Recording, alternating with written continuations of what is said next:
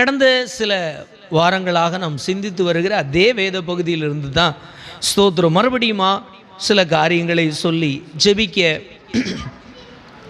அதே போல் அவைகளினாலே யாரெல்லாம் தேவனுக்கு விரோதமாய் சத்துருவாய் மாற முடியும் என்று சொல்லி டோட்டலாக எல்லாவற்றையும் உள்ளடக்கி ஒரு சுருக்கமான விஷயத்தில் ஒரு சில உதாரணங்களை காட்டி அதை தெளிவாய் நாம் புரிந்து கொள்ள வேண்டும் என்பதை சொல்லி இந்த வாரத்தோடு கூட இந்த செய்தியை நிறைவு செய்து கொள்ள விரும்புகின்றேன். அல்லேலூயா, ஸ்தோத்திரம். இதில் இன்னும் ஆழமாக நம்ம சிந்திக்க நிறைய காரியங்கள் இருக்கிறது. ஆனாலும் ஸ்தோத்திரம், இந்த தொடர்ச்சியை நான் நிறைவு செய்துவிட்டு அடுத்த வார்த்தைகளுக்கு நேராக, அடுத்த காரியங்களுக்கு நேராக கடந்து செல்ல ஆண்டவர் நமக்கு உதவி செய்வாராக. அல்லேலூயா.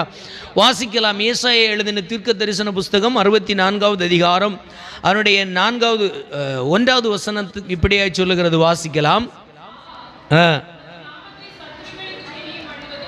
உமது நாமத்தை சத்துருக்களுக்கு தெரிய பண்ணுவதற்கும் என்று சொல்லி அங்கே பார்க்கிறோம். தேவன் தம்முடையவர்களுக்கு தம்மை வெளிப்படுத்துகிறது போல அவருக்கு எதிரானவர்களுக்கும் சத்துருக்களுக்கும் அவர் தன்னை எப்படி செய்கிறார்? வெளிப்படுத்துகிறார். ஆனால் அவர் தம்மை அறிந்தவர்களுக்கு வெளிப்படுகிறது வேற, அறியாதவர்கள் விரோதமாக இருக்கிறவர்களுக்கு வெளிப்படுகிறது வேற. அவர் எப்படி வெளிப்படுகிறார்? எதிராளிகளுக்கு வானத்தை கிழித்து இறங்குகிறார் என்று சொல்லி பார்த்தோம். அக்கினியாய் இறங்குகிறார். இப்படி 4 காரியங்களை செய்ய முடியாத செயலை செய்யக்கூடிய விதத்திலே அவர் சத்துருக்களுக்கு, ஸ்தோத்திரம், எதிராளிகளுக்கு தன்னை வெளிப்படுத்துகிறார் என்று சொல்லி பார்த்தோம். அல்லேலூயா. அப்போ அப்படிப்பட்ட சத்துருக்கள் எங்கிருந்து வருகிறார்கள் என்று சொல்லுகின்ற இந்த சம்பவம் நடக்கிறதற்கு மெயின் எஜமான் தேவன் நமக்கு துணையாய் இருக்கிறது போல இந்த சாபத்திற்கும் தண்டனைக்கும் அழிவுக்கும் ஒப்பு கொடுக்கப்பட்டிருக்கிற ஒரு எஜமான் இருக்கிறான். அவன் பிசாசு என்று சொல்லி நாம் பார்த்தோம். அல்லேலூயா. அப்போ அவன்தான் தண்டனைக்குரியவன், அவன்தான் கேட்டிற்குரியவன். ஆனால் அவன் ஒருவன் இருக்கிறதினாலே, அவன் ஒருவன் பராக்கிரமமாய் செயல்பட்டு கொண்டிருக்கிறதுனாலே நமக்கு வேண்டுமாய் இருக்கிற எல்லோரையும், தேவைப்பட்டால் உலகம் முழுவதையும் நமக்கு விரோதமாக, சத்துருக்களாக, பகைஞர்களாக, எதிராளிகளாக இமைப்பொழுதில் மாற்றி விடுகிறான் என்று சொல்லி பார்த்தோம். அல்லேலூயா.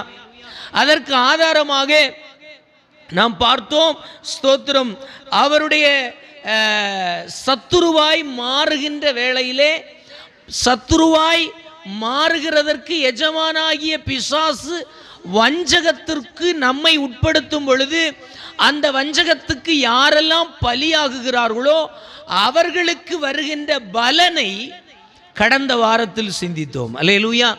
அவன் இந்த பூமியிலே சபிக்கப்பட்டிருப்பான். பூமியிலே அவன் பலனை அனுபவிக்க முடியாது. அவன் பூமியிலே நிலையற்றவனாய் இருப்பான். இந்த பூமியிலே பயந்து பய உணர்வோடு கூட வாழுவான் என்று சொல்லி பார்த்தோம். அது மட்டுமல்ல, கர்த்தருடைய சமூகம் அவனுக்கு எங்கேயும் காணப்படாது என்று சொல்லி பார்த்தோம். அல்லேலூயா.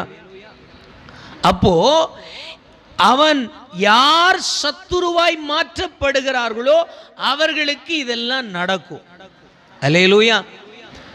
அப்போ சத்துருக்களாக யார் வேண்டுமானாலும் மாற முடியும் என்பதற்கு ஒரு உதாரணமாக, ஸ்தோத்திரம், காயினையும் ஆபேலையும் பார்த்தோம். அங்கே அண்ணன் தம்பிகளாக இருந்தார். ஒரே தாய் தந்தையருக்கு பிறந்த அண்ணன் தம்பிகள். ஆனால் அவர்களுக்குள்ளே ஒரு பிரிவு கடந்து வந்தது. எதனால? பிசாசானவன், தண்டனைக்குரியவன், வஞ்சகத்துக்குரிய எஜமான் அண்ணன் தம்பிக்கு இடையிலே ஒரு வேண்டாத எண்ணங்களை கொண்டு வந்து திணித்ததினாலே, அந்த எண்ணங்களுக்கு, அந்த செயல்பாடுகளுக்கு தன்னை அடிமைப்படுத்தி கொண்ட காயினினாலே அவர்கள் இருவருக்கும் இருந்த அண்ணன் தம்பி உறவு, இரத்த பாச உறவு உடைந்து போனதை நாம் பார்த்தோம். அல்லேலூயா, அல்லேலூயா. அப்ப காயினுடைய வாழ்க்கையிலே, ஆபேலுடைய வாழ்க்கையிலே தேவனுக்கு சத்துருவாய் யார் மாறினா என்று சொன்னால், ஸ்தோத்திர, எஜமானாகிய பிசாசு அண்ணன் தம்பிக்குள்ளே சத்துருவாக காயினை அவன் கேடயமாக பயன்படுத்தினான். அல்லேலூயா, அல்லேலூயா, ஸ்தோத்திரம். அப்போ அவன் அப்படி மாற்றப்பட்ட பொழுது எல்லா ஆண்டவரிடத்திலிருந்து வருகின்ற ஆசீர்வாதங்களையும் இழந்து போனவனாக, வெறுமையானவனாக, பலன் இழந்து போனவனாக நின்றான். அல்லேலூயா, அல்லேலூயா. தேவ சமூகம் மறைக்கப்பட்டது, தேவனிடத்தில் நெருங்க முடியவில்லை, தேவனால் அவனுக்கு வைக்கப்பட்டிருந்த வாக்குத்தத்தங்களை அனுபவிக்க முடியவில்லை, தேவனால் அவனுக்கு வைத்திருந்த உன்னதமான வாழ்க்கையை வாழ முடியவில்லை, நிலையற்றவனாக ஓடிப்போனான். அல்லேலூயா, அல்லேலூயா. அப்போ இன்றைக்கு பகல் வேளையில் நம்ம பார்த்தோம் அப்படின்னா, அந்த சத்துருவினால் வஞ்சகத்துக்குள்ளான காயின் எப்படி ஏமாற்றப்பட்டானோ அதே போல அவன் மட்டுமல்ல, வேதாகமம் ஆதி துவங்கி அந்த வரைக்கும் இன்றைக்கு நாம் வாழ்ந்து கொண்டிருக்கிற இந்த வாழ்க்கையில் கூட அவன் வஞ்சித்து கொண்டே இருக்கிறான். அல்லேலூயா. இந்த வஞ்சகமான இந்த உலகத்தில் நாம் மேற்கொண்டு ஒரு வெற்றியுள்ள வாழ்க்கை வாழ வேண்டும். இந்த உலகத்திலே நான் பெரிய ஜாம்பவான் என்று சொல்லுகின்ற வாழ்க்கை அல்ல, தேவனுக்கு பிரியமான ஒரு மனிதன் என்று சொல்லுகின்ற நீதி உள்ள வாழ்க்கை வாழுகின்ற, தேவனை பிரியப்படுத்துகின்ற வாழ்க்கை வாழ வேண்டுமானால் நமக்கு தேவனோடு கூட ஒரு உறவு இருந்தால் ஒழிய இந்த வாழ்க்கை வாழ முடியாது. அல்லேலூயா. காரணம், பிசாசானவன், வஞ்சிக்கப்பட்டவன், வஞ்சிக்கின்றவன், திருடுகிறவன், அழிக்கிறவன் நம்மை எப்போ தேவனை விட்டு பிரிக்கலாம் என்று வகை தேடி சுற்றி திரிகின்றான். அல்லேலூயா.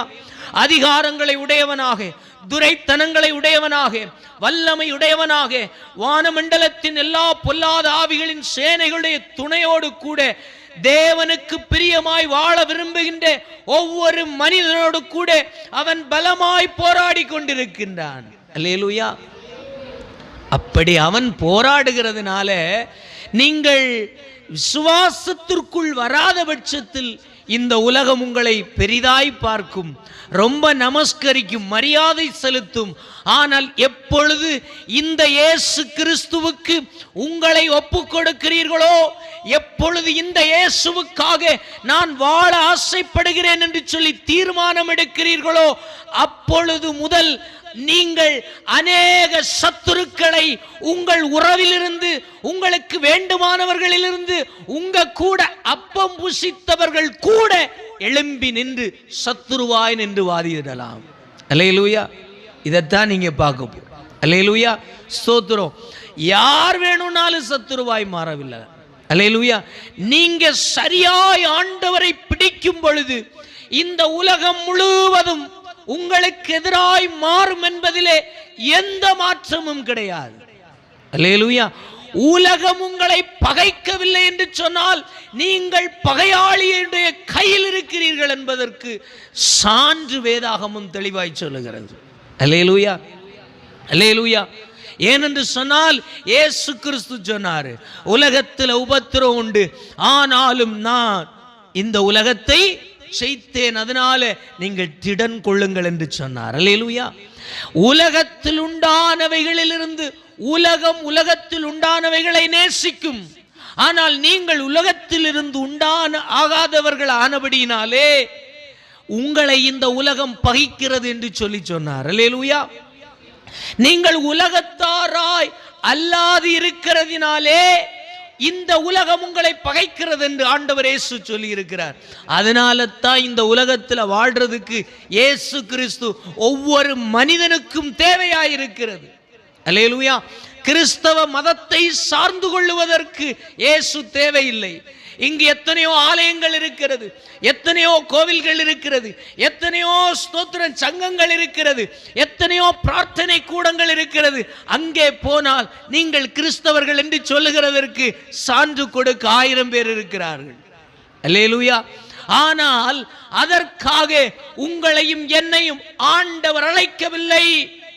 மாறுபாடாக இந்த உலகத்தை சிநேகிக்கிற பிசாசு இந்த உலகத்தை அழிக்கும்படிக்கு கெடுக்கும்படிக்கு திட்டமிட்டு பல விதத்திலே வல்லமையோடு அதிகார பலத்தோடு செயல்பட்டிருக்கின்ற பிசாசு இந்த உலகத்தை ஆளுகை செய்து வைத்திருக்கிறான். அல்லேலூயா. அந்த ஆளுகைக்குட்பட்டு நீங்கள் இருக்கிறது வரைக்கும் உங்களுக்கு உலகம் கைகொட்டி சிரிக்கும், உங்களுக்கு ஆதரவு செய்து கொண்டே இருக்கும். நீங்க பாருங்க, நீங்கள் எதை செய்தாலும் கண்டுகொள்ள மாட்டார்கள். ஆனால் எப்பொழுது ஒரு தேவ பிள்ளை, எப்பொழுது ஒரு தேவ மனுஷன், எப்பொழுது ஒரு தேவ மனுஷி எல்லாவற்றையும் வெறுத்து நான் கிறிஸ்துவுக்காய் வாழ அர்ப்பணிக்கிறேன் என்று சொல்லி தீர்மானம் எடுப்பார்களோ, அப்போ வெளியிலிருந்து அல்ல, வீட்டுக்குள்ளே இருந்தே அவர்களுக்கு விரோதம், பகை அநேகம் எழும்பும் என்பதை வேதத்திலே நாம் பார்க்கின்றோம். அல்லேலூயா. நீங்க ஆதியிலிருந்து கூட சில சம்பவங்களை பார்க்க முடிகிறது. வாசிக்கலாம். ஆதியாகமத்தின் புஸ்தகம் 3வது அதிகாரம் 17வது வசனம். ஆதாம் ஏவாள் என்று சொல்லுகின்ற குடும்பமாய் தேவன் வைத்த இடத்தில் தேவ சித்தத்தை நிறைவேற்றுகிறதற்கென்று சொல்லி அந்த தோட்டத்தை பயன்படுத்தவும் அதிலே சந்தோஷமாய் இருந்தார்கள். அவர்களோடு கூட 3வது நபராக தேவன் பகலின் குளிர்ச்சியான நேரத்திலே அவர்களோடு கூட ஆண்டவர் உறவாடினார். அல்லேலூயா. 3 பேருடைய உறவாடுதல் மனிதனுக்கு துவங்கப்பட்டது இந்த உலகத்தில். ஆனால் வஞ்சகனாகிய பிசாசானவன் தன்னுடைய செயலை மனிதனுக்குள்ளே திணித்து அவனுக்குள்ளே இருந்த அதே பிரிவினையை மனிதனுக்குள்ளே கொண்டு வந்தான். வாசிக்கலாம். 17வது வசனம். ஆதியாகமம் 3வது அதிகாரம் 17வது வசனம். ஆதாமை நோக்கி, நீ உன் மனைவியின் வார்த்தைக்கு செவி கொடுத்து புசிக்க வேண்டாம் என்று நான் உனக்கு விலக்கின கனியை புசித்தபடியினாலே இந்த பூமி உன் நிமித்தம் சபிக்கப்பட்டிருக்கும். அல்லேலூயா, அல்லேலூயா, ஸ்தோத்திரம். முதல்ல தேவனுக்கு பகை உண்டான இடம் இங்கே. அல்லேலூயா. பிசாசுக்கும் தேவனுக்கும் ஆல்ரெடி பகை இருக்கிறது. ஆனால் பகையில்லாத ஒரு உறவாக தேவனும் ஆதாமும் ஏவாளும் என்று சொல்லுகின்ற ஒரு உன்னதமான உறவை மனிதனுக்கும் தேவனுக்கும் இடையில் ஆண்டவர் ஏற்படுத்தி வைத்திருந்தார். அல்லேலூயா. கணவன் மனைவி என்று சொல்லுகின்ற ஒரு அழகான ஒரு உறவை ஏற்படுத்தி ஒரு தோட்டத்தில் வைத்திருந்தார் தேவன். அந்த உறவுக்குள்ளே யாரும் அசைக்க முடியாத மேன்மையான தேவனுடைய உறவை இணைத்து அவர்களை தேவ சித்தத்திற்கென்று தேவ ஞானம் படைத்த, தேவனுக்கு பயப்படுகிற, தேவ பலனுள்ள தேவ சந்ததியை இந்த தேசம் பெருக்கும்படிக்கு தேவன் திட்டம் கொண்டு ஏற்படுத்தி வைத்திருந்தார். அல்லேலூயா.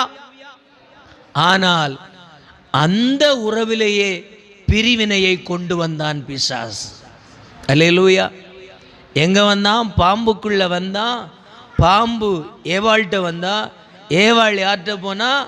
ஆதாம்கிட்ட வந்தார். ஆதாம் இப்பொழுது தேவனை விட்டு பிரிக்கப்பட்டு விட்டான். அல்லேலூயா. அப்ப ஆண்டவர் ஆதாம் கிட்ட சொல்ற முதல் காரியம், ஏன் வார்த்தையை விட்டுட்டு நான் உனக்கென்று கொடுத்திருந்த உன் மனைவியின் வார்த்தையை மேலாய் பார்த்ததினாலே, என் வார்த்தையை விட மேலாய் பார்த்ததினாலே, அதையே நீ பெரிய ஆராதிக்கத்தக்கதாய் செய்ததினாலே இந்த பூமி உன் நிமித்தம் சபிக்கப்பட்டிருக்கும். அல்லேலூயா. இப்ப நல்லா புரிந்து கொள்ளுங்க. ஆதாமுக்கும் ஏவாளுக்கும் ஒரு அதுவரைக்கும் இல்லாத ஒரு உறவு உடைக்கப்பட்டது. அல்லேலூயா. தேவனுக்கும் ஆதாமுக்கும் இருந்த உறவு உடைக்கப்பட்டது. அல்லேலூயா. தேவனை விட்டு பிரிந்து போகின்ற ஒரு அனுபவம் வந்தது. இங்கதான் முதல் பிரிவு வருகிறது. அதற்கு பிற்பாடு மனிதனே கஷ்டப்பட வேண்டி வந்தது. அதுவரைக்கும் இப்படி தேவன் அவ்வப்பொழுது அவர்களோடு கூட இணைந்து கொள்ளுவார், சேர்ந்து கொள்ளுவார், அவர்களுக்கு ஆலோசனை கொடுப்பார், அவர்கள் திருப்தியாயிருந்தார்கள். ஆனால் அன்று முதல் அவர்கள் பாவம் செய்ததினால் தேவ சமூகத்திலிருந்து துரத்திவிடப்பட்டார்கள், தோட்டத்திலிருந்து வெளியேற்றப்பட்டார்கள். தோட்டத்தை பாதுகாக்க ஆண்டவர் சுடரிடி பட்டயங்களை ஏந்திய தூதர்களை கொண்டு மறைவிடத்திலே மறைத்து கொண்டார். இவர்களோ வெளியேற்றப்பட்டார்கள். அல்லேலூயா. அன்று முதல் தேவனுடைய சாபம் அவர்கள் மேல் இருந்தது. இன்றைக்கு வரைக்கும் அது தொடர்ந்து கொண்டிருக்கிறது. அப்போ ஆதாமுக்கு எதிரி யாரு? மனைவி. அல்லேலூயா. புரிந்து கொள்ளணும். ஆதாமுக்கும் தேவனுக்கும் இந்த பெரிய உடைவை ஏற்படுத்துகிறதற்கு காரணமாயிருந்தது யாரு? எஜமானாகிய பிசாசாய் இருந்தாலும் இங்கே தண்டனையை பெற்றுக்கொண்ட இடத்துல யார் இருக்கிறா? ஆதாமுக்காக ஏவாள் இருக்கிறார், ஏவாளுக்காக பாம்பு இருக்கிறது, பாம்புக்காக பிசாசு இருக்கிறார். அல்லேலூயா. அப்போ இந்த பாவத்தின் உச்சம் எங்கிருந்து வருகிறது? பிசாசினிடத்திலிருந்து தான் துவங்குகிறது. அல்லேலூயா. நன்மையான எந்த ஈவும் பூரணமான எந்த வரமும் ஜோதிகளின் பிதாவிடத்திலிருந்து இறங்கி வருகிறது என்று சொல்லுகிறது போல தீமையான எதுவும் பிசாசினிடத்திலிருந்து அல்லாமல் வேறொரு இடத்திலிருந்தும். அப்போ பிசாசினிடத்திலிருந்து வருகின்றது என்ன கொண்டு வரும்? அவன் சொல்றது செய்யறதெல்லாம் நடக்கும், அற்புத அடையாளங்கள் எல்லாம் நடக்கும். ஆனால் உறவுகள் மட்டும் பிரிக்கப்பட்டு விட்டு கொண்டே இருக்கும். அல்லேலூயா. இங்கே அவனுடைய செயல் வெளிப்பட்ட பொழுது ஆதாமுக்கும் தேவனுக்கும் இருந்த உறவு உடைந்தது. ஆதாமுக்கும் ஏவாளுக்கும் இருந்த உறவில் உடைப்பு வந்தது. ஏவாளுக்கும் தேவனுக்கும் இருந்த உறவு உடைக்கப்பட்டது. அங்கிருந்து தான் இந்த பிரச்சனை எல்லாம் ஆரம்பிக்கிறது. அல்லேலூயா. அல்லேலூயா. அப்போ மனிதனால ஜெயிக்கவே முடியல. அல்லேலூயா. இன்றைக்கு அதை ஜெயிக்க முடியவில்லை. இது முதல் உறவு, ஆண்டவர் கொடுத்த முதல் உறவு என்னது? கணவன் மனைவின்னு சொல்லக்கூடிய ஒரு உறவில் தேவன் வைத்தார். அந்த கணவன் மனைவிக்குள்ளேயே ஒரு பெரிய உடைப்பு உண்டான சூழ்நிலைமையை தெளிவாய் பார்க்கின்றோம். அல்லேலூயா. இங்க அப்ப யார் சத்துருவாய் மாறினார்? ஆதாமை தேவன் சபிக்கிறதற்கு சத்துருவாய் இருந்தது யார் என்று கேட்டால் ஆதாமுடைய சொந்த மனைவி ஆகிய ஏவாள். நான் சொல்ற புரியுதா? தேவன் தம்முடைய பலத்த கரத்தை தம்முடைய சத்துருக்களுக்கு வெளிப்படுத்துவார் என்று சொல்லுகிற வார்த்தையை சொல்லி இந்த இடத்துல சொன்னோம்னா யாருக்கு தன்னுடைய வல்லமையை வெளிப்படுத்த வேண்டும்? ஏவாளுக்கு. ஏனென்று சொன்னால் அவனோடு கூட இருந்த உறவை உடைக்க அவளே காரணம். அல்லேலூயா. இந்த உறவு இங்கோ இதோடு முடிந்து போகவில்லை. அப்படியே அடுத்து நம்ம பார்த்தோம்னா சகோதரர்களுக்குள்ளே நாம் கடந்த வாரத்தில் சிந்திச்ச பகுதி காயின் ஆபேலுக்குள்ள வருது. ஆதியாகமம் 4:8 நம்ம வாசிச்சோம். காயினுக்கும் ஆபேலுக்குள்ளும் ஒரு பெரிய பகை வருகிறது. வாசிக்கலாம் 8வது வசனம்.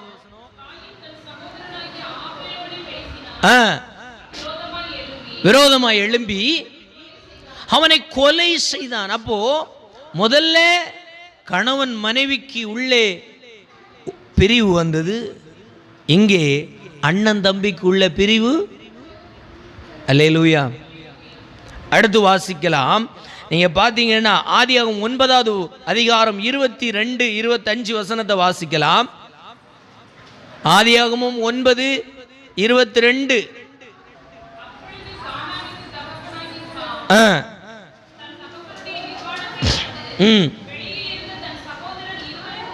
25வது வசனம். கானான் சபிக்கப்பட்டவன். ஆமென். அல்லேலூயா. இங்கே யாருக்குள்ளே பிரிவினை வருகிறது? தகப்பனுக்கும் மகனுக்கும் பிரிவினை வருகிறது. சின்ன விஷயம். இதுக்கு பின்னாடி பிசாசு வந்தானான்னு கேட்டா வந்தான்னு பார்க்கவே முடியல. ஆனால் இந்த செயல்களுக்கு பின்பு ஆவிக்குரிய நிலையில் நீங்கள் தெளிவாய் சிந்தித்தீர்கள் என்று சொன்னால், இங்கே தேவனுக்கு விரோதமான, தேவனுக்கு பிரியமற்ற ஏதோ ஒன்று நடந்ததினாலே தன்னுடைய மகனை குறித்து ஆசீர்வதிக்க வேண்டிய தகப்பன் தன்னுடைய மகனை பார்த்து சொல்லுகின்றார், கானான் சபிக்கப்பட்டவன் என்று சொல்லி. அல்லேலூயா. அப்போ அப்பாவுக்கும் பிள்ளைக்கும் ஒரு பெரிய உடைப்பை உண்டு பண்ணினான் பிசாசு. அல்லேலூயா. 13வது அதிகாரம், ஆதியாகமம் 13வது அதிகாரம் 8வது வசனத்தை வாசிக்கலாம். ஆபிரகாம் சகோதரரை நோக்கி, எனக்கும் உனக்கும் வாக்குவாதம் வேண்டாம்,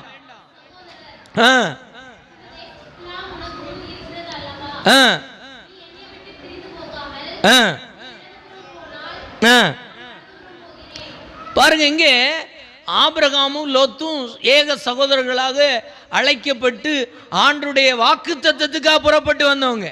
ஆனா வழியில் என்ன வருது? வேலைக்காரர்களுக்குள்ள பிரிவினை. இவனுக்கு ஒரு கூட்டம் இருக்கு, அவனுக்கு ஒரு கூட்டம் இருக்கு. வேலைக்காரர்களுக்குள்ளே வந்த சண்டை, வேலைக்காரர்களுக்குள்ளே வந்த பகை, அவையினாலே யாருக்குள்ளே எல்லாம் பிரிவு வருகிறது?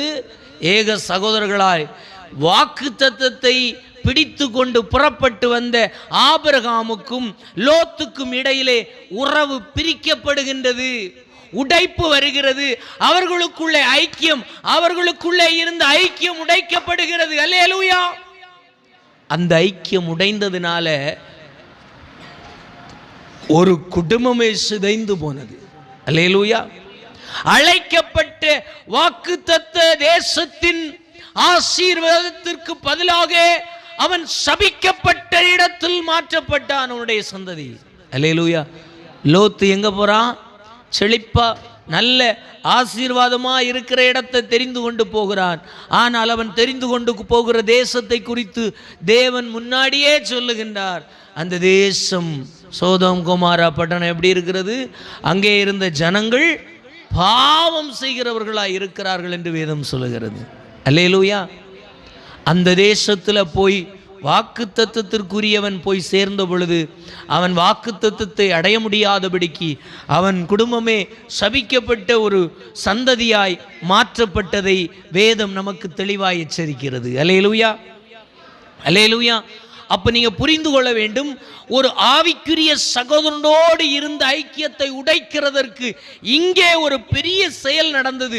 பிசாசானவன் அவர்களுக்குள்ளே, வேலைக்காரர்களுக்குள்ளே சண்டையை கொண்டு வந்து அவர்கள் நிமித்தமா இவர்கள் போக வேண்டிய இடத்திற்கு ஒருமித்து போக முடியாதபடிக்கு பிரிவை ஏற்படுத்தி விட்டார்.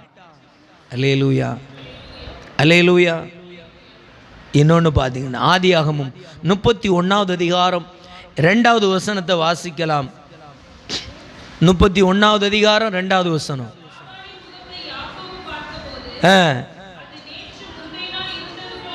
நேற்று முந்தின நாள் இருந்தது போல இல்லாம வேறுபட்டிருக்க கண்டான். 24 வசனத்தை வாசிக்கலாம்.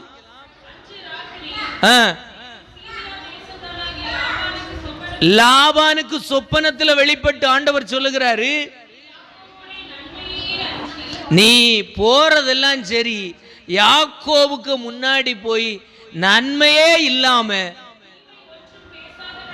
தீமை ஒன்றும் பேசாதபடிக்கு எச்சரிக்கையாய். அல்லேலூயா.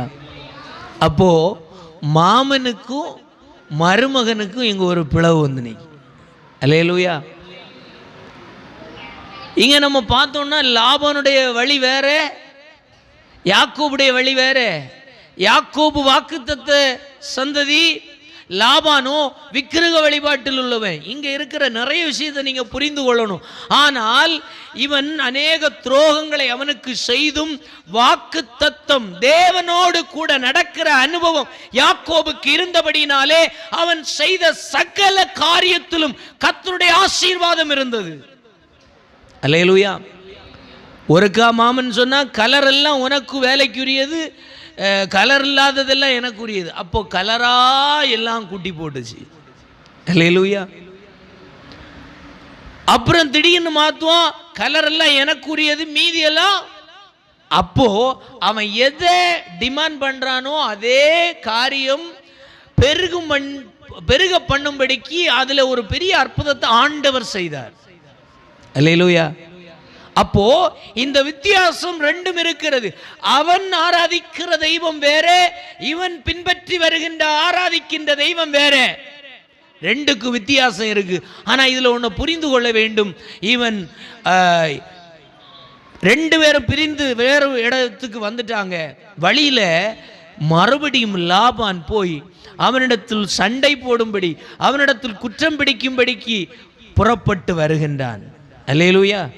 வருகின்ற வேளையில மிகுந்த கோபத்தோடு வருகின்றான், உக்கிரத்தோடு வருகின்றான், வைராக்கியத்தோடு வருகின்றான், பலத்தோடு வருகிறான், ஆள் பலத்தோடு வருகிறான். எல்லாம் வந்தாலும் ராத்திரி வேளையிலே அவன் தூங்கி எழும்பும் பொழுது சொப்பனத்தில் அவனுக்கு தன்னுடைய தேவன் வெளிப்படுகின்றார். அல்லேலூயா. யாக்கோபின் தேவன் அவன் ஆராதியாத, அவன் அறிந்திராத லாபானுக்கு தன்னை வெளிப்படுத்தி சொல்றாரு, நீ போறதெல்லாம் சரி, யாக்கோபிடத்தில் என்ன செய்யக்கூடாது, நன்மை அல்லாம தீமை ஒன்றும் பேசக்கூடாது. அல்லேலூயா, அல்லேலூயா. அது நம்ம சப்ஜெக்டில் இங்கே என்ன நடக்கிறது, மாமா மருமகன் என்று சொல்லி இருந்த உறவு பிரிக்கப்பட்டது. அல்லேலூயா, அல்லேலூயா. இங்கே நீங்கள் ரொம்ப ஆராய்ச்சி இதெல்லாம் நடந்ததுக்கு என்ன காரணம் அப்படின்னு பார்த்தா, யாக்கோபு சொல்லுவான், லாபான் தான் என்னை வஞ்சகம் பண்ணினான். அல்லேலூயா. லாபான் எனக்கு ஊதியம் கொடுக்கவில்லை, ஏமாற்றினான், ஏமாற்றப்பட்டு தரித்திரத்தில் இருந்தேன், வெறுமையில் இருந்தேன், நல்ல ஆகாரம் கொடுக்கல, நான் பட்டினியா இருந்தேன், பஞ்சத்தில் இருந்தேன், இப்படியெல்லாம் இருந்தும் என் தேவன் என்னை ஆசீர்வதித்தார் என்று யார் சொல்றா? யாக்கோபு சொல்றான். அல்லேலூயா. அப்போ யாக்கோபுக்கு குற்றச்சாட்டு எல்லாம் யார் மேல? லாபான் மேல. லாபான் தீமை செய்திருந்தானால் இங்கே வருகிற வழியிலே வெளிப்பட்ட தேவன் லாபானுக்கு இதையாகலும் தண்டனையே கொடுத்திருக்க வேண்டும். ஆனால் அப்படி ஒன்றும் செய்யலை. ஆனால் சொல்லுகின்றார், அவனிடத்தில் நன்மை இல்லாமல் தீமை ஒன்றும் பேசக்கூடாது. அல்லேலூயா. அப்போ இதில் நீங்கள் நல்லா புரிந்து கொள்ளுங்க. அப்போ லாபானும் இங்கே பார்க்கும்போது ரொம்ப சத்ரு போல ஒன்றும் தெரியல. இத்தனை வருஷம் சோறு போட்டிருக்கிறான், 2 பிள்ளைகளை கட்டி கொடுத்துருக்கிறான், எல்லாவற்றையும் அவனுக்கென்று கொடுத்துருக்கிறான். அப்படின்னா ஸ்தோத்திரம், அவன் யாக்கோபு சொல்லுகின்ற விதத்தை போல அவன் ஒரு பெரிய எதிராளியாக இருந்திருக்கவே முடியாது. ஆனால் இங்கே ஒரு சத்துரு செயல்பட்டதுனால மாமா மருமகன் என்று சொல்லுகிற இடத்துல பெரிய பிரிவு வந்திருக்கிறது. அல்லேலூயா. சத்தமாக சொல்லுங்களேன். அல்லேலூயா. கைகளை உயர்த்தி அல்லேலூயா சொல்லுங்களேன். அப்போது இந்த இந்த இந்த காரியங்கள் எல்லாம் நமக்கு என்ன காண்பிக்கிறது அப்படின்னா, இயேசு கிறிஸ்துவுக்காக நீங்களும் நானும் வாழ புறப்பட்டோம் என்று சொன்னால், எந்த உறவாய் இருக்கலாம், எந்த ஐக்கியமாய் இருக்கலாம், எந்த உதவி செய்கிற உறவுகளாய் இருக்கலாம், நிச்சயமாகவே உங்களை கல்லெறிய எழும்பி நிற்கும் என்பதை மறக்கக்கூடாது. அல்லேலூயா. கிறிஸ்துவுக்காக நீங்கள் புறப்படவில்லை என்று சொன்னால் எல்லாம் உங்க கூட ஒன்று சேர்ந்து வரும். ஆண்டவருடைய வாக்கு தத்தத்துக்காக நீங்க புறப்படும் போ கண்டிப்பா அதே அன்பு உங்களுக்கு எதிரியாய் மாறி நிற்கும். அல்லேலூயா, அல்லேலூயா. அப்போ உங்களுக்கு சத்துருவா யார் வேணும்னாலும் இமை பொழுது மாறலாம். நானா இருக்கலாம், நீங்களா இருக்கலாம், உங்க வீட்டுக்காரங்களா இருக்கலாம், மாமாவா இருக்கலாம், அப்பாவா இருக்கலாம், அம்மாவா இருக்கலாம், சகோதரங்களா இருக்கலாம், சகோதரிகளா இருக்கலாம், பக்கத்து வீடா இருக்கலாம், நண்பர்களா இருக்கலாம், யார் வேண்டுமானாலும் உங்களுடைய தேவ திட்டத்திற்கு விரோதமா யார் வேண்டுமானாலும் என்ன செய்யலாம், சத்துருவாய் மாறலாம். ஆனால் அவர்கள் அல்ல, அவர்களுக்கு பின்னால் இயக்குகின்ற ஒரு பிசாசு, சத்துருவாய் எஜமான் ஒருவன் இருக்கிறான், அவன் தான் அதுக்கு காரணம். அல்லேலூயா. அப்ப ஜெயிக்க வேண்டும், இதுல நமக்கு ஜெயம் கிடைக்க வேணும் அப்படின்னு சொன்னா நீங்களும் நானும் எதை பார்க்க வேண்டும்? மத்தேயு எழுதின சுவிசேஷ நூல் 18வது அதிகாரம் 6வது வசனம் சொல்லுகிறது. வாசிக்கலாம். மத்தேயு 18வது அதிகாரம் 6வது வசனம் இப்படியாய் சொல்லுகிறது,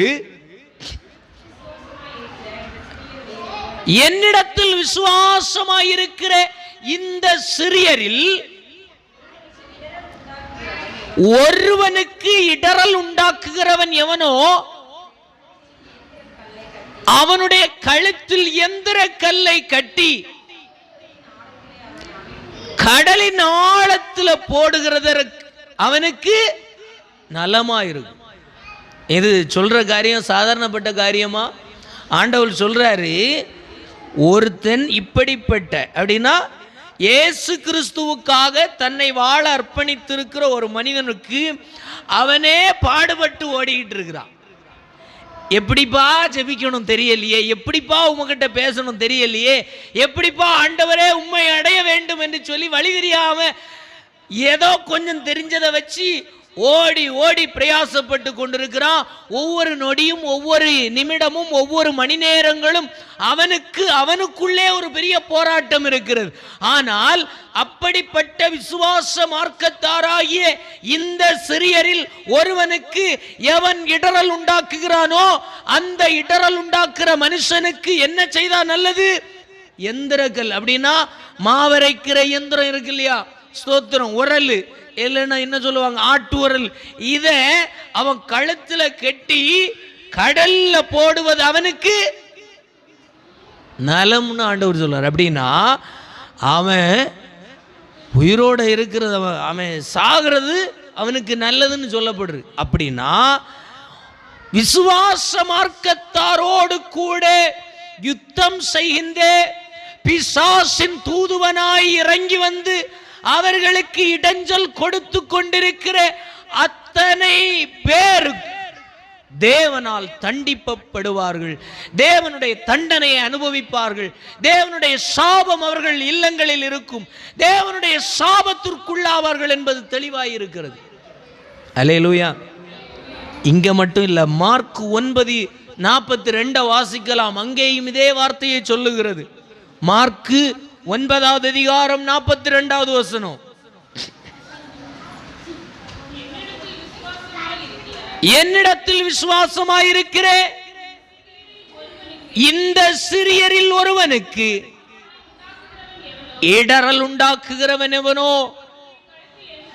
அவன் கழுத்துல எந்திர கல்ல கட்டி சமுத்திரம் அப்படின்னு நடுக்கடல்ல கொண்டு போய் போடுறதுக்கு அவனுக்கு நலம். அப்படின்னா அவன் இதுல தலையிடாம இருக்கிறது அவனுக்கு ரொம்ப நல்லது அப்படின்னு சொல்லுது. அல்லேலூயா. இந்த செய்தியிலிருந்து நம்ம புரிந்து கொள்ள வேண்டிய விஷயம் தெளிவா புரிந்து கொள்ளணும். யார் வேண்டுமானாலும் நமக்கு சத்துருவாய், எந்த இரத்த பந்தம் உள்ளவர்களா இருக்கலாம், அப்பனா இருக்கலாம், மகனா இருக்கலாம், பிள்ளையா இருக்கலாம், அண்ணனா இருக்கலாம், தங்கச்சியா இருக்கலாம், யார் வேண்டும்னாலும் உங்களுக்கு சத்துருவா எப்போ வேணும்னாலும் மாறலாம். அல்லேலூயா. அந்த மாறுகின்ற நேரம் எல்லாம் நீங்கள் புரிந்து கொள்ள வேண்டும், அவர்கள் அல்ல சத்துருவு, எஜமான் அவர்கள் அல்ல. ஆனால் அவர்கள் இல்லைன்னு நீங்கள் அவர்களோடு கூட சேர முற்பட்டால் என்ன செய்ய முடியாது? சேர முடியாது. ஏன்னா சத்துரு அவனாக இருந்தாலும் அதற்கு இடம் கொடுத்து நிற்கிறவர்கள் இவர்கள் ஆனபடினாலே தேவனுடைய பலத்த கரத்தை அவர்கள் பார்ப்பார்கள். அல்லேலூயா, அல்லேலூயா. நீங்களும் நானும் அவரால் அழைக்கப்பட்டிருக்கிறோம், அவரால் தெரிந்து கொள்ளப்பட்டிருக்கிறோம், அவருடைய வாழ்விலே அவருடைய சித்தத்திற்கென்று ஓடிக்கொண்டிருக்கிறோம். அந்த ஓடிக்கொண்டிருக்கிற இந்த விசுவாச வாழ்க்கையில் போராடி போராடி வாழ்ந்து கொண்டிருக்கிற ஆவிக்குரிய போராட்டத்திற்கேற்ற பலனை உங்களுக்காய் கொடுக்கிற ஒரு சர்வ வல்லமையுள்ள தெய்வம் உங்களோடு கூட உண்டு. அவர் காரியங்களின் கடைக்கோடியை அறிந்திருக்கிறார். உங்களுக்கு விரோதமாய் எழும்பி வருகிற எந்த மனுஷனையும், எந்த வல்லமையும், எந்த அதிகாரத்தையும், எந்த துரைத்தனங்களையும் அழிக்கவும், அதற்கு மேலே அக்கினியை வருஷிக்க பண்ணவும் அதற்கு மேல் அதிகாரம் பெற்றவர் நம்முடைய தெய்வம்.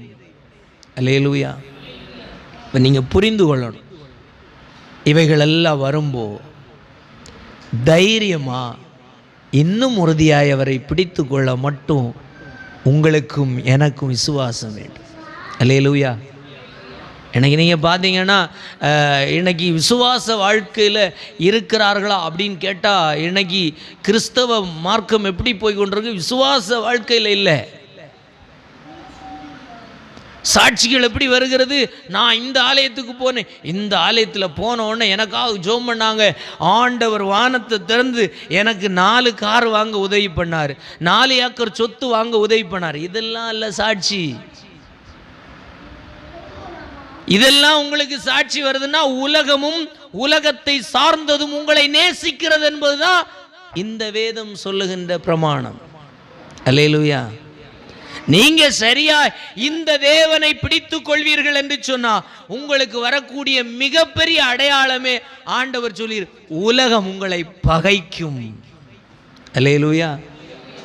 அவன் எல்லாம் குடிச்சிட்டு நடப்பான், நம்ம குடிக்காம போவோம், நம்மளை பார்த்து கிண்டல் பண்ணுவான். அல்லேலூயா. அவன் இஷ்டம் போன இடத்துக்கெல்லாம் போவான், நம்ம போக மாட்டோம், நம்ம ஆலயத்துக்குன்னு போவோம், ஆண்டவரே கடவுளேன்னு சொல்லி போவோம், நம்மளை பார்த்து பகைப்பான். மற்றவை எல்லாம் இஷ்டம் போன எல்லாவற்றையும் செய்வான். ஆனா கடவுளுக்காக நாம் ஏதோ ஒன்றை கடவுளுக்காக துறப்போம், நம்மை பார்த்து பல வார்த்தைகளை பேசுவார்கள். அல்லேலூயா. இவங்க எல்லாம் என்னத்துக்கு இப்படி போறாங்க, இவங்க எல்லாம் என்னத்துக்கு இப்படி போற, இதெல்லாம் சொல்லுவாங்க. இதெல்லாம் உங்களுக்கு வருது அப்படின்னா நீங்கள் புரிந்து கொள்ள வேண்டும், நீங்கள் விசுவாச வாழ்க்கையில் ஓடிக்கொண்டிருக்கிறீர்கள். அதற்கு பலன் கொடுக்கிற ஒரு தெய்வம் உண்டு, அவர் சர்வ வல்லமையுள்ளவர். அல்லேலூயா. வார்த்தை சொல்றவனையும் விட மாட்டார். அல்லேலூயா. நீங்க உட்கார்ந்து பார்ப்பீங்க. அல்லேலூயா. ஆண்டவர் சொல்லி இருக்கிறார், எப்படி? யுத்தம் உங்களுடையதல்ல, யுத்தம் செய்கிறவர் சொல்லி இருக்கிறார். உனக்கு விரோதமா வர்றானா அமைதியா என் சமூகத்தில் உட்காரு. ஒருவனும் உன் தலையில உள்ள ஒரு முடிய கூட என்ன செய்ய முடியாது, பிடுங்க முடியாது. எல்லாத்தையும் நான் எண்ணி வச்சிருக்கிறேன். பிடுங்குகிறானா, அதையும் மீறி பிடுங்குகிறானா, தைரியமாயிரு. ஒவ்வொரு முடிய பிடுங்குகிறதற்கு ஏற்றார் போல அவர் பிடுங்க போகிற காரியம் பயங்கரமாயிருக்கும். அல்லேலூயா. ஸ்தோத்திரம். தேவனுடைய பிள்ளைகளுடைய கண்ணீருக்கு ஒரு விலை உண்டு. ஆண்டவரை சார்ந்திருக்கிற பிள்ளைகள் பெருமூச்சுகளுக்கு ஒரு விலை உண்டு. மனுஷன் கேட்க வரமாட்டான், ஆட்சியாளர்கள் கேட்க வரமாட்டார்கள், இந்த சமுதாயம் கேட்காது, ஆனால் கர்த்தர் ஒருவர் கேட்பார். வேதம் தெளிவாய் சொல்லுகிறது, நீதிமான்களுக்கு விரோதமாய் கூட்டம் கூடுகிறார்கள். நீதிமான்களுக்கு விரோதமாய் ஸ்தோத்திரம், இவனை எப்படி ஆகிலும் கொன்று போட வேண்டும் என்று சொல்லி கொலை செய்கிற எண்ணங்களை கூட செயல்பட்டு கொண்டே இருக்கிறார்கள். ஆண்டவர் சொல்லுகின்றார், நான் உன்னை என் கண் மணியா கண்ணுக்குள்ள வச்சிருக்கிறேன். உன்னை தொடுகிறவன் என் கண்ணின் மணியை தொடுகிறான். அல்லேலூயா. அப்படி நான் பாதுகாப்பா வச்சிருக்கிறேன். தொடுவானா அமைதியாயிரு. கண்மணியை தொட்டா யாருக்கு வலிக்கும்? அவருக்கு வலிக்கும். அவருக்கு வலிக்கும்போ அவர் செய்கிற கிரியையை நீயும் நானும் பார்க்கும்படிக்கு வேதவசனம் சொல்லுகிற வண்ணம் மௌனமாய் காத்திருங்கள். அல்லேலூயா. ஏதோ ஒரு நம்முடைய பெயர் பிரஸ்தாபத்திற்காக அல்ல, ஆண்டவரை ஏற்றுக்கொண்டேன், ஆண்டவருக்காய் புறப்பட்டேன், ஆண்டவருக்காகவே வாழுகின்றேன், ஆண்டவருக்காகவே நான் வைராக்கியம் பாராட்டுகிறேன், அவரே என் நீதியின் கர்த்தர், அவர் செயல்பட காத்திருக்கிறேன் என்று சொல்லுகிற வார்த்தை உங்களால சொல்ல முடியுமா? இன்னைக்கு உலகம் உங்களை பார்த்து ஓ ஜெயிக்க முடியல, தோத்து போனான்னு சொல்லும். கவலையே படாதுங்க, இதல்ல நம்முடைய வெற்றி. கர்த்தர் சொல்லணும், நான் உன்னை வெற்றி சிறக்க பண்ணேன்னு அவர் சொல்லுகிற ஒரு வார்த்தை உங்க வாழ்க்கையில வெளிப்படுகிறதற்காக காதை பொத்தி, கண்ணை பொத்தி, வாயை பொத்தி அவர் சொல்லுகிற சத்தத்துக்கு காத்திருங்கள். அதுவே நம்முடைய ஜெயம். அல்லேலூயா. அல்லேலூயா. ஸ்தோத்திரம். ஆண்டவர் ஈஸியா ஒரே வார்த்தையில சொல்லிட்டாரு, இந்த சிறியரில் ஆண்டவருக்காக எப்படி வாழணும், எப்படி ஓடணும், எப்படி பிரயாசப்படணும்னு தெரியாம ஒவ்வொரு நாளும் இந்த விசுவாச வாழ்க்கைக்காக போராடி போராடி ஸ்தோத்திரம் வியாகுலப்பட்டு வேதனைப்பட்டு அவமானப்பட்டு துன்பப்பட்டு இதெல்லாம் எப்படி நான் வாழ போறேன், எப்படி நான் ஜெயிக்க போறேன்னு கவலையோடு கொண்டு ஆண்டவருடைய சமூகத்தில் கவலையோடு கண்ணீரோடு கூட நின்று கொண்டிருக்கிற உங்களையும் என்னையும் பார்த்து ஆண்டவர் தெளிவாய் சொல்லுகின்றார், உனக்கு விரோதம் செய்கின்ற மனுஷனுக்கு இந்த உலகத்தில் மாவரைக்கிற கல்லை கழுத்தில் கட்டி கடலில் போடுறது அவனுக்கு நலமாக இருக்கும். இன்னைக்கு பெருமை பாராட்டி கொண்டிருக்கிறான் அல்லவா, இன்றைக்கு நான் ஜெயித்துட்டேன், எனக்கு இத்தனை பேர் இருக்கிறாங்க பின்னாடி, நான் எதையும் சாதிப்பேன்னு சொல்லுகிற எல்லா மனிதனுடைய வார்த்தைக்கும் கர்த்தரிடத்திலிருந்து நியாயம் வெளிப்படும். கர்த்தரிடத்திலிருந்து அடிபடாமல் இருக்க நீங்களும் நானும் கூட எச்சரிக்கையாக இருக்க வேண்டும். எந்த காரியத்திலும் நலம் புலம் ஒன்றும் சொல்ல நமக்கு அனுமதி. அல்லேலூயா, அல்லேலூயா. நான் ரொம்ப ஆண்டவருடைய காரியத்திற்கு பயப்படுகின்றேன். அதனால தான் சில காரியங்கள் பயம் நிறைந்த காரியங்கள் தான். ஊழியம், ஜெபம், ஆராதனை, திருவிருந்து, உபவாசங்கள் இவையெல்லாம் பயம் நிறைந்த விஷயம். எப்படி செய்யணும் தெரியல. சில நேரம் அவைகளில் கூட பரிசுத்த வேதத்தில் நீங்க பார்த்தீங்கன்னா அநேக ஊழியர்கள் தவறி இருக்கிறார்கள். அதனால எனக்கு ரொம்ப பயம் உண்டு. அதனால தான் உங்களுக்கு இப்படியெல்லாம் இருங்கன்னு நான் எதுவும் சொல்லலை. நான் சொல்றது ஒன்றே ஒன்று, உங்களை காக்க உங்களை அழைத்த இரத்தம் சிந்தின தேவனுடைய ஆவியானவர் உங்களை வழி நடத்தணும். அல்லேலூயா. உங்களுக்கு ஒரு ஆபத்து நடப்பதற்கு முன்பு ஸ்தோத்திர, கடந்த வாரத்தில் ஒரு சாட்சியை சொன்னாங்கம்மா. ஒரு நாளும் மாடு பார்க்க போக மாட்டேன், ஆனால் எனக்கு பார்க்க போகிறதற்கு ரொம்ப கஷ்டமாக தோணுச்சு. நான் புறப்பட்டு வந்தேன். வந்து பார்த்தப்போ மாடு மரண தருவாயில் போராடி கொண்டிருக்கிறதை பார்த்தேன். அல்லேலூயா, அல்லேலூயா. இதை அநேக நேரங்களில் ஊழியக்காரர்கள் சாட்சியாக சொல்லு. ஊழியக்காரர் சாட்சி சொல்றது வேண்டாம். அல்லேலூயா. நீங்கள் தேவனால் நடத்தப்படுகிறீர்கள் என்று சொல்லுகின்ற அந்த ஜீவனுள்ள சாட்சி உங்களிலிருந்து புறப்பட்டு வருவதே தேவன் விரும்புகின்ற ஒரு வாழ்க்கை. இல்லைன்னா என்ன சொல்லுவிய, என்ன மட்டும் சொல்லிக்கிட்டே இருப்பியா. நானும் சொல்லுவேன், அவங்களுக்கு அது நடந்துச்சா, இது நடந்துச்சு, இது எனக்கு தேவையில்லை. அல்லேலூயா. உங்களிலிருந்து ஜீவனுள்ள சாட்சியை உருவாக்க வேண்டும் என்பதே தேவன் விரும்பி இருக்கிற ஒரு பெரிய உன்னதமான வழிநடத்துதல். அல்லேலூயா. இல்லைன்னா இதெல்லாம் சொல்லி சொல்லி பாஸ்டர் ஜோம் பண்ணாரு, அதனால அற்புதம் நடந்து, பாஸ்டருடைய பெருமை மட்டும்தான் வேணும். அல்லேலூயா. அது எனக்கு வேண்டாம், ரொம்ப பயப்படுறேன். அப்படிப்பட்ட பரிசுத்தவான்கள் வேதத்தில் இருந்திருக்கிறார்கள். ஆனால் அவர்களுடைய முடிவோ ஸ்தோத்திரம் அகாலமாய் கேட்க முடியாத, உணர்ந்து கொள்ள முடியாத முடிவுகளாய் இருந்திருக்கிறது. அதனால தான் நான் உங்களை இப்படி இருங்கன்னு சொல்றதில்லை. அல்லேலூயா. ஆனால் நீங்கள் ஒன்றை புரிந்து கொள்ள வேண்டும், எல்லாமே பயபக்திக்குரியது. இது தேவனுடைய அடுத்த காரியங்கள். நீங்கள் ஆவியினால் நடத்தப்பட்டு என்ன செய்யுங்க, பிரயாசப்படுங்கள். அது லகுவாயிருக்கும். ஒவ்வொருத்தருக்கும் பதில் சொன்னால் பதில் சொல்லிக்கிடவே முடியாது. இவங்க கேட்பாங்க நீ வரலன்னு, அவங்க கேட்பாங்க ஏன் வந்தேன்னு. இப்படி எல்லாருக்கும் பதில் சொல்லி என்ன செய்ய முடியாது, வாழ முடியாது. அப்போ ஒரே ஒரு ஆளுக்கு பதில் சொல்லுங்க. நீங்கள் தேவனுடைய ஆவியினால் நடத்தப்படுகிறீர்கள். அந்த ஆவியானுடைய சத்தத்தை கேளுங்கள், அதற்கென்று பிரயாசப்படுங்கள், அதற்கென்று போராடுங்கள். அதை உங்களுடைய வாழ்க்கையில் இழந்து போகாதிருங்கள். அல்லேலூயா. நீங்க தூங்கி கொண்டிருந்தாலும் உங்களுக்கு விரோதமாய் பிசாசு செயல்படுகிற செயல்களை யுத்தம் பண்ண அவரால் மட்டும்தான் கண்டுபிடிக்க முடியும். வேதம் அதனால தான் சொல்லு, வெள்ளம் போல சத்துரு வரும் பொழுது ஆவியானவர் கொடி பிடிப்பார். அல்லேலூயா. யுத்தம் செய்வார். ஆவியானவர் வெற்றியை நமக்கு கட்டளையிடுவார். அல்லேலூயா. நம்ம ஜெபிப்போமா? அப்படியே கண்களை மூடி ஒரு வார்த்தை ஜெபிக்க போறோம். ஆண்டவரே, இந்த சிறியரில் ஒருவனுக்கு ஒருத்த இடறல் உண்டாக்குனா அவனை கடல்ல கழுத்துல எந்திர கல்லை கட்டி, கழுத்துல அம்மி கல்லை கட்டி கடல்ல போடுறது நல்லதுன்னு ஆண்டவர் சொல்றாருன்னா, ஆண்டவருடைய விசுவாச வாழ்க்கையில ஓடுறவனுக்கு விரோதம் நிற்கிறவனுக்கு எவ்வளவு பெரிய கொடுமை இருக்குன்னு பார்த்துக்கிடுங்க. அதை நீங்க புரிந்து கொள்ளுங்கள். இதுல நம்ம பெரிய ஒரு பெருமைக்குரிய எதையும் கேட்க வேண்டாம். ஒன்னே ஒன்று கேளுங்க, ஆண்டவரே, நான் இந்த சிறியரில் அப்படின்னு சொல்லுகின்ற அந்த சிறியரில் ஒருவனா நானும் நீங்களும் இருக்க விரும்புகிறோம் ஆண்டவரேன்னு எத்தனை பேர் கேட்க முடியும்? ஆண்டவரே, விசுவாச வாழ்க்கையில் ஓடுகின்ற இந்த சிறியரில் ஒருவனா, ஒருவளா, ஒரு குடும்பமா நானும் நீங்களும் இருக்க விரும்புகிறோம் ஆண்டவரே. அந்த பாக்கியத்தை எனக்கு தாங்க ஆண்டவரே.